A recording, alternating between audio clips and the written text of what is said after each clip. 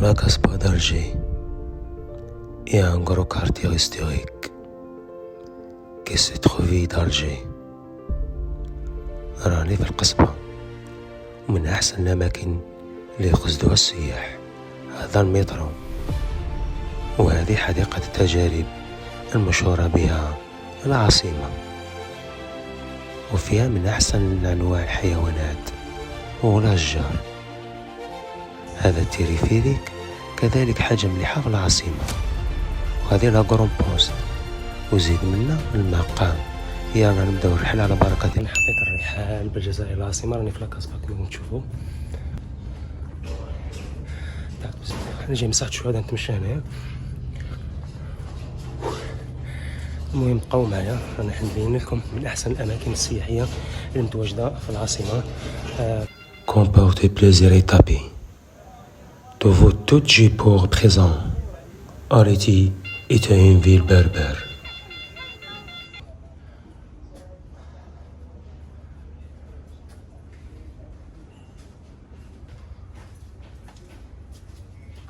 كاين هذا العمدة هذو اللي متكا عليهم لاكاسبا، كاين بزاف. علاش ناس يتسالوا يقول لك علاش سموها لاكاسبا؟ على جال السبب هذا، على السبب تاع الاعمده اللي متكي عليهم. شوفوا العرصات هذه متكي عليهم لاكاسبا، هذه حاجه متميزه. هذه كذلك الركايز، هذا هو السبب اللي خلاهم يسموها لاكاسبا. مازالني ندور في لاكاسبا.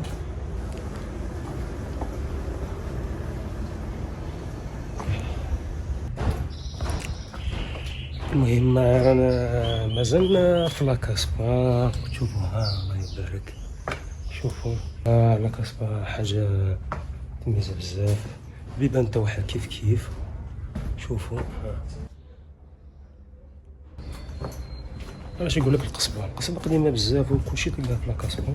اللي صادفتها انها الله يبارك في وسط القصبة. وقلت لكم ان شاء الله رانا حنمتعكم فيديو شباب في القصبة ان شاء الله.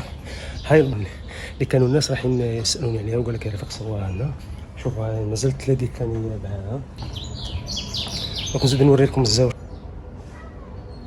الله يبارك. الله يبارك، حاجه عجبتني بزاف انا في لاكاسبا. ضرب لها البرسيانات. شوفوا هذه اسكو فيها ولا ما فيهاش. وقيله هذه ثاني فيها. حاجه قليله في لاكاسبا بزاف، ما كاش في الجزائر تلقى حوايج كيما هذا. الله يبارك، يديروش الحس. شوفوا حتى النوعيه تاع البيبان ما شاء الله.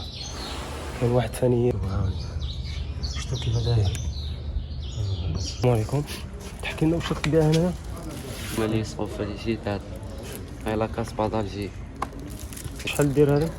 هادو ما يديروا 20,000.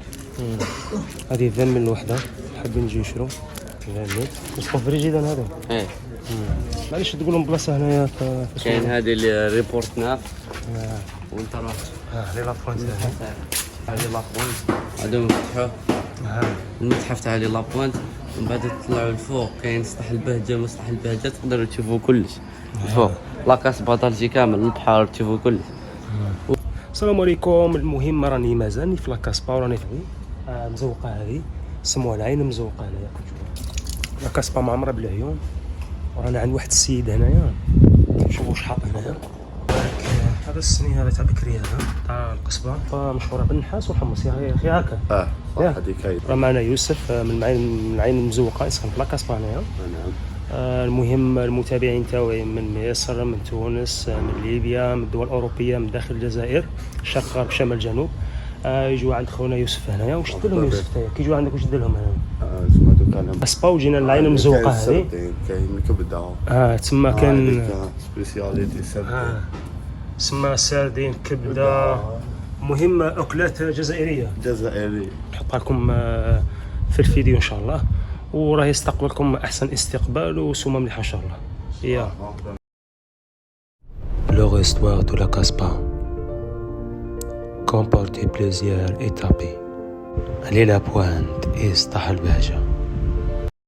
نسبة سكان القصبة يفوق 95% من عروش القبائل.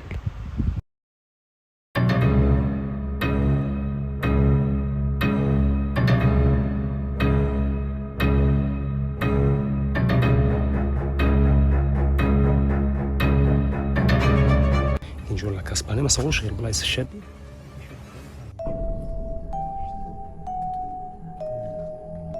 ماشي قريب الطيارة كنت تشوفهم قريب تاع حراشية كاع.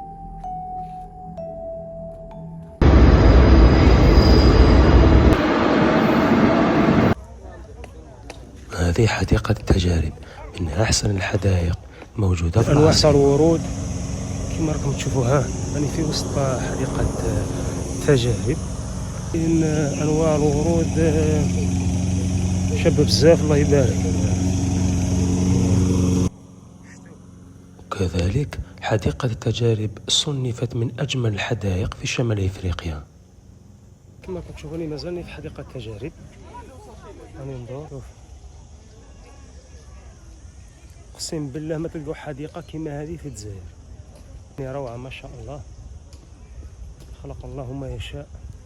كما هذه يعيطوا لها الشجره البلاستيكيه، نوريها لكم. هذه يعيطوا لها الشجره البلاستيكيه. نهايه الجوله السياحيه تاعي بالعاصمه، وان شاء الله الرحله تكون عجبتكم. المهم ما تنساوش الاشتراك والدعم والمشاركه مع الاحباب للقناه والصفحه. يلا ما قال لي غير نقولكم بقاو على خير وتهلاو في روحتكم. سلام.